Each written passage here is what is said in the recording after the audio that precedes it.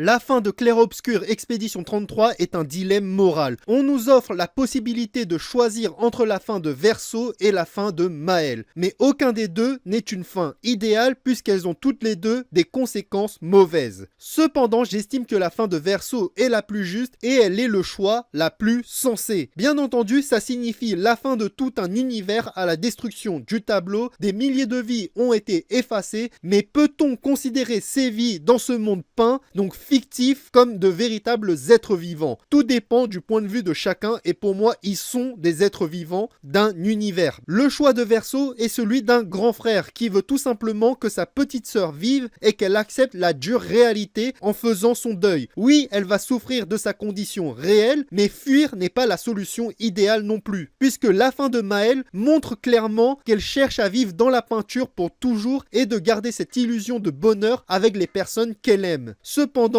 cela va forcer Verso à vivre alors qu'il en a marre de cette vie. Il ne veut pas de cette vie fictive et souhaite juste mettre fin à son existence. Sauf que Maël ne veut pas perdre son frère, sa nouvelle famille et ses amis une seconde fois. Donc elle l'oblige à vivre, mais cette fois, elle lui donne le droit de vieillir, mais toujours pas de mourir. Elle a forcé son existence dans une illusion et cela jusqu'à sa propre mort. Bref, c'est tout pour moi et n'hésitez pas à me dire quelle fin vous avez choisi et quelle est la meilleure fin selon vous. Je le redis, pour moi c'est celui de Verso, c'est le choix le plus mature et logique.